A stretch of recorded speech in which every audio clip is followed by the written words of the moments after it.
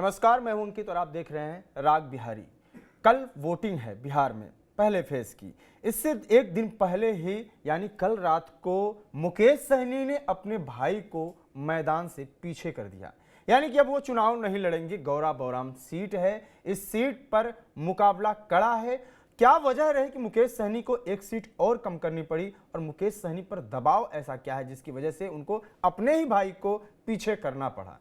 इसके साथ ही हम बात करेंगे आज की बिहार की जो कल 121 सीटों पर, जिन सीटों पर चुनाव हो रहा है, कौन जीत रहा है। कड़ा मुकाबला है महागठबंधन और एनडीए के बीच में, लेकिन कहां महागठबंधन कमजोर पड़ रही है और कहां एनडीए भारी पड़ रही है, इन सब चीजों पे बात करेंगे। साथ ही बात करेंगे कायस्थ समाज बीजेपी से नाराज है, इस नाराजगी की वजह क्या है और किन सीटों पर कायस्थ समाज से बीजेपी को नुकसान ज्यादा हो सकता है, हार की स्थिति भी बन सकती है। बात करने के लिए हमारे साथ हैं राजनीतिक विश्लेषक बिहार के राम बंधु वत्स जी, जिनसे बात करेंगे हम।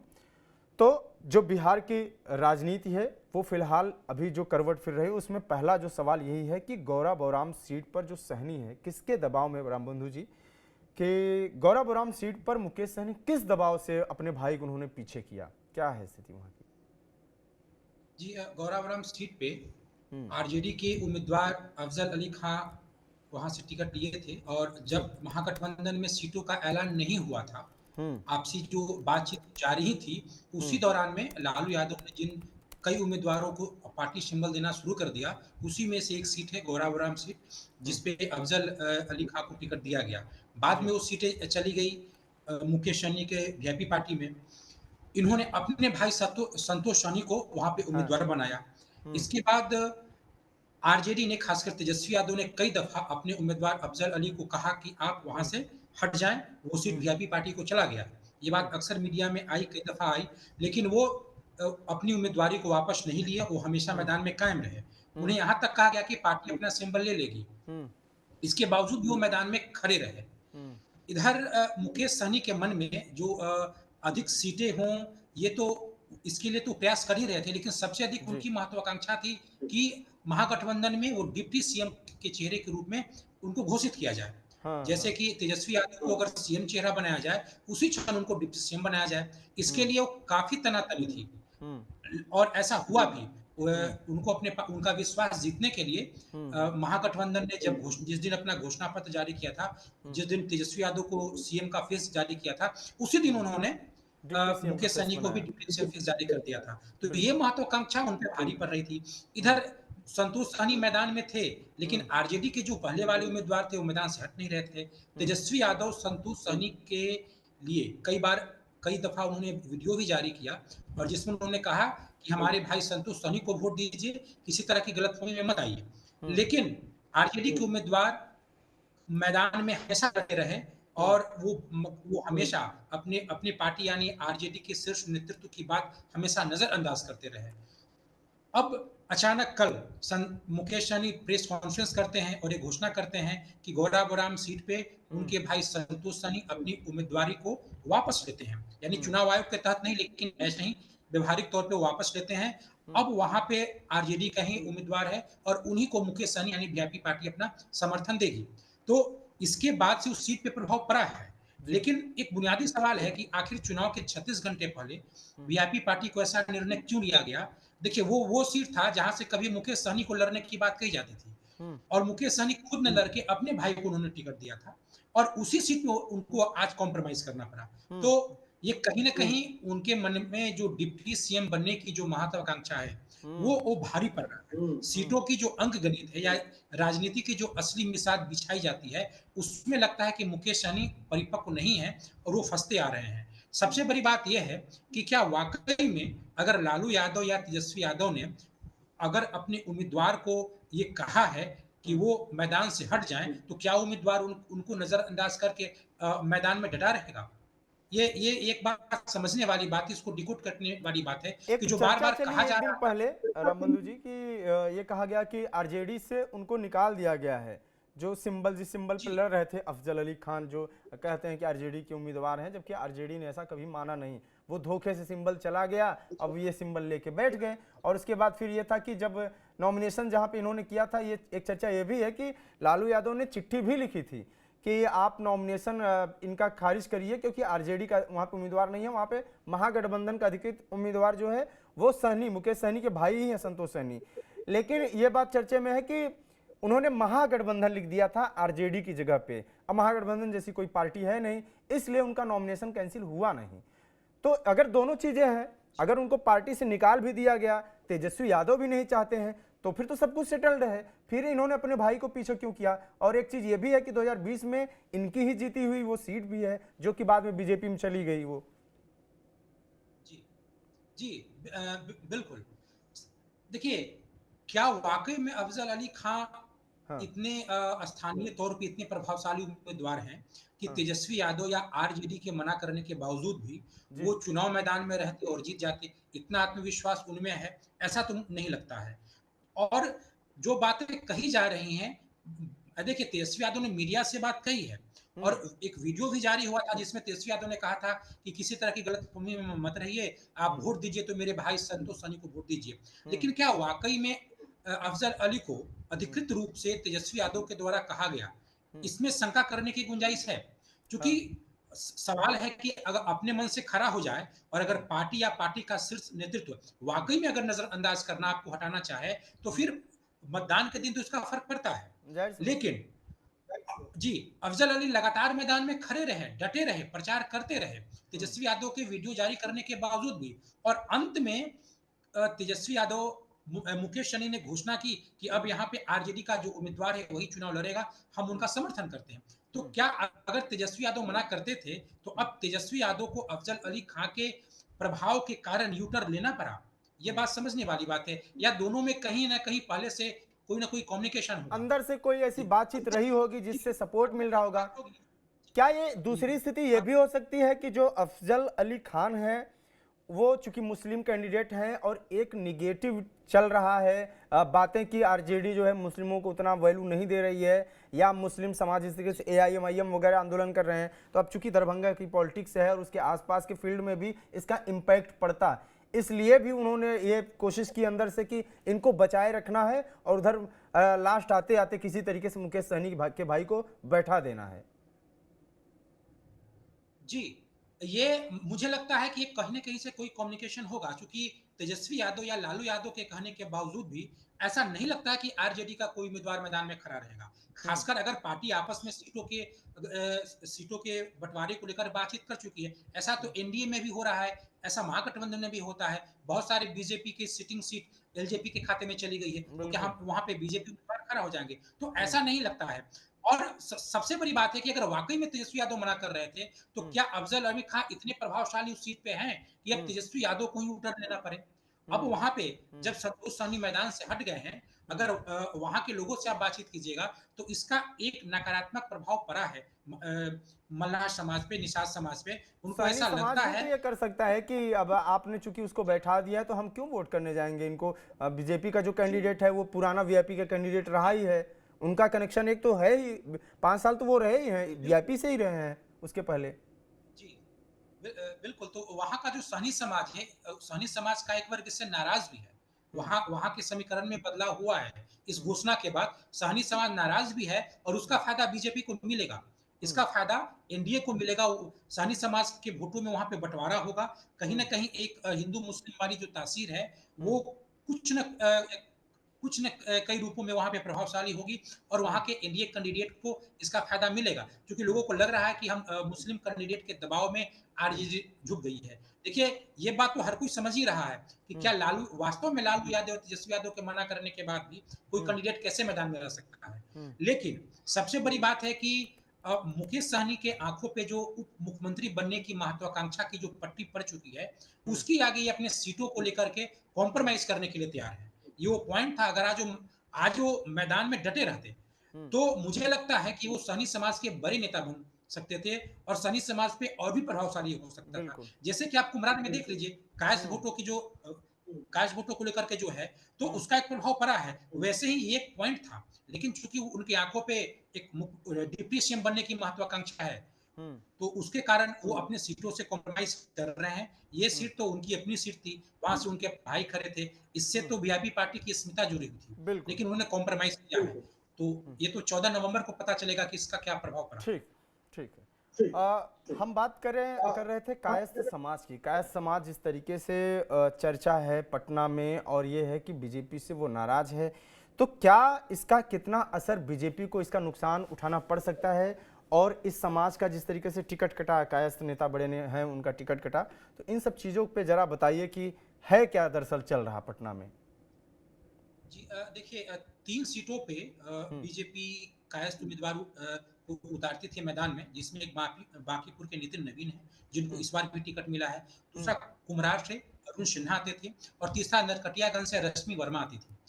नरकटियागंज से जो रश्मि वर्मा है, वो पिछली बार जब वो नीतीश कुमार महागठबंधन से एनडीए में आए थे, उस वक्त रश्मि वर्मा पे आरोप लगा था कि वो महागठबंधन के साथ चली गई थी, तो जाहिर है बीजेपी ने उनको निकाला भी है। लेकिन वहां से भी वो जो कायस्थ समाज का जो सिर था, वहां से कायस्थ को हटा करके संजय पांडे नाम के एक ब्राह्मण उम्मीदवार को दिया है। यहाँ से अरुण कुम्हरार से अरुण सिन्हा की जगह संजय गुप्ता नाम से एक वैश्य समाज के उम्मीदवार को बीजेपी ने मैदान में उतारा है। हाँ। इसको लेकर के कायस्थ में नाराजगी है। उनका ये कहना है कि मात्र 243 सीटों में 3 ही सीटें थीं जो हमेशा मिला करती थी। हम लोग लोकसभा चुनाव में भी बीजेपी के साथ थे, बीजेपी के साथ साइलेंट वोटर थे, बिना किसी कॉम्प्रोमाइज के हमेशा बीजेपी के साथ रहे।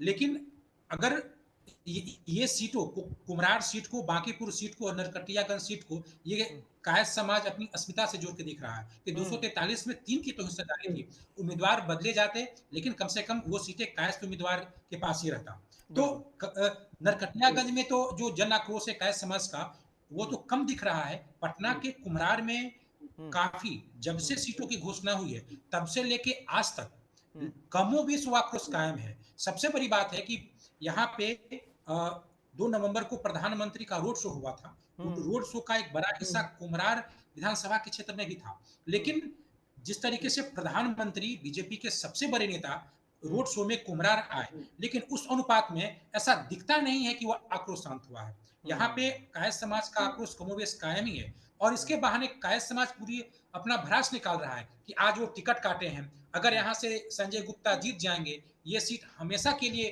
कायस्थों से अलग हो जाएगा। और उसके साथ जो मंत्रिमंडल में रविशंकर प्रसाद के साथ जिस तरीके से वहां पे उनका उतार चढ़ाव हुआ है, उनके पद और प्रतिष्ठा में जो उतार चढ़ाव होता रहा है, इसको लेकर के भी आक्रोश है।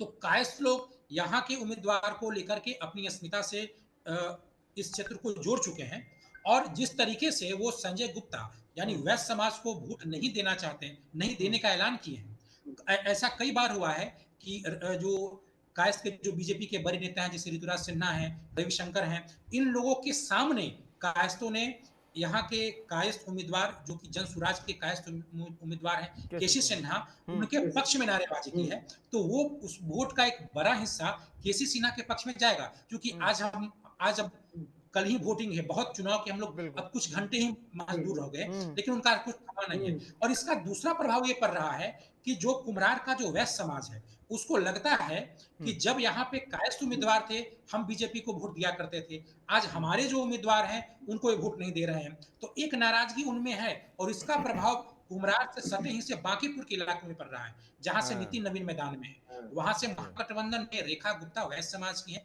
उनको उम्मीदवार बनाया है। तो बांकीपुर में कायस्थ जातीय समीकरण में बहुत भारी है, और नितिन नवीन के जीतने में कोई संदेह नहीं है, वो जीत जाएंगे। लेकिन फिर भी अब तक जिस बड़े मार्जिन के साथ वो जीतते थे, क्योंकि वहां का कायस्थ हो या वैश्य समाज हो, यानी जो जो जदयू और बीजेपी दोनों का जो जनाधार था, वो नितिन नवीन को मिलता था। इसका प्रभाव वहां पे पड़ रहा है। वहां पे महागठबंधन के उम्मीदवार रेखा गुप्ता को भी लगता है कि जदयू का जो वैश्य समाज है उसका वोट मिलेगा। तो ये एक मैसेज जा रहा है। और ये वैसे ही हो गया जैसे कि काराकाट में पवन सिंह जब चुनाव लड़े थे, तो उस वक्त ये उस सीट का असर, जो क्योंकि पवन सिंह राजपूत थे, कुशवाहा समाज का वोट काटे, इसलिए बाकी जगहों पे राजपूतों ने भी वोट देने से कुशवाहा समाज के कैंडिडेट्स को, या दोनों कास्ट का उल्टा प्रभाव पड़ा।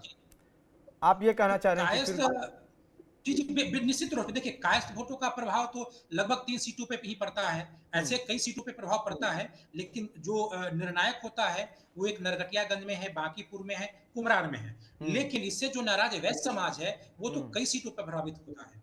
तो हम्म एक जो जदयू का वोट है, वो बीजेपी में सहजता से सब 100% ट्रांसफ़र हो जाए, इसमें एक संदेह वाली बात है। ये भले ही लड़ाई कुम्हरार की है, लेकिन जिस तरीके से देखिए जिस तरीके से लामबंदी है, सड़कों पे आए हैं, नारेबाजी कर रही है, वैसा हम्म अन्य समाज में नहीं दिखा गया है। हम्म बहुत सारे ऐसे उम्मीदवार हैं, जहाँ के जनाधार से अलग, जैसे आप ब्रह्मपुर को देख लीजिए, वो सीटें मिल गई हैं एलजेपी को, वो हाँ बीजेपी की अपनी खास सीटें थी। लेकिन ऐसा नहीं है कि जो बीजेपी का जो जनाधार है, वो सड़कों पे आ गया है और चिराग पासवान के खिलाफ नारे लगा रहे हैं। लेकिन यहाँ हम्म पटना में हो रहा है, तो हम्म इसका प्रभाव कई सीटों पे पड़ेगा। ठीक ठीक है। हम बात कर रहे थे पहले फेज के चुनाव की, जिसमें से 2-3 सीटों का, 4 सीटों का तो आपने अभी बात कर ही लिया। हमारे दर्शकों ने सुना भी होगा कि किस तरीके से आपने, चाहे गौराबोराम सीट हो, चाहे कुम्हरार सीट हो, चाहे नितिन नवीन की सीट हो, इन सीटों पे बात किया ही। लेकिन अगर बड़े स्केल पर देखें तो कुछ रिपोर्ट्स आए हैं, जैसे आईएनएस मैट्रिक्स का एक सर्वे आता है, ये सर्वे करवाता है, और इस सर्वे में जो इलेक्शन से पहले आता है वो ये दिखा रहा है कि दोनों जो रिजल्ट आएंगे, दोनों जो फेज के वोटिंग है उसके बाद जो फाइनल रिजल्ट आएगा, उसमें इनका अनुमान है कि बीजेपी लगभग 150 प्लस सीटों पे एनडीए करके सरकार बनाने जा रही है। फिर दूसरा वो है पोल स्ट्रेट करके एक है, उसका ओपिनियन पोल आया है, उसमें भी दिखा रहा है कि लगभग 150 सीटें, 133 से 143 सीटें मिल सकती हैं एनडीए को, ये दोनों सरकार बना रही हैं। पहला फेज का कुछ सीटों पे आपका आइडिया लगभग होगा, क्या लगता है कि पहले फेज में और दैनिक भास्कर का एक रिपोर्ट हमने पढ़ा था, उसमें पहले फेज पे प्रॉपर उसने रिपोर्ट छापा था, और उसने भी यही कहा था कि पहले फेज में जो है एनडीए मजबूत स्थिति में दिख रही है, और सबसे ज़्यादा बुरी स्थिति पहले फेज में है तो वो कांग्रेस की है, और एलजेपीआर की स्थिति बहुत खराब। वो जो भास्कर में कुछ कई सीनियर जर्नलिस्ट, राजनीतिक विश्लेषक, इन लोगों ने अपना अनुमान दिखाया था। आपका अनुमान क्या कहता है? जी देखिए, पहले फेज में एनडीए के सीटों पे एनडीए का बेहतर प्रदर्शन होगा।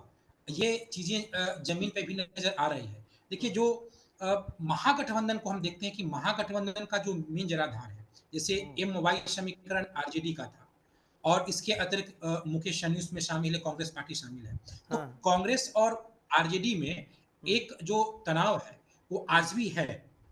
जब अगर मान लेते हैं कि 4 सीटों पे ही सही, अगर फ्रेंडली फाइट है, तो हाँ। उसके जनाधार पे तो प्रभाव पड़ेगा दूसरे सीटों पे।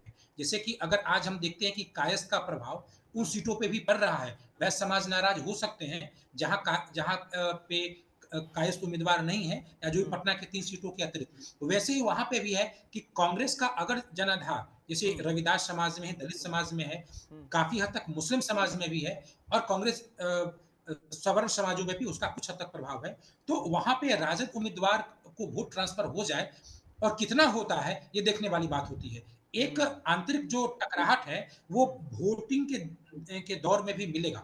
दूसरी बात ये है कि कई मुद्दे हैं, जैसे कि आज से हम लोग 3-4 महीने पहले देखते होंगे कि चुनावी मुद्दा था, जैसे ऑपरेशन सिंदूर है, जैसे कि एसआईआर है।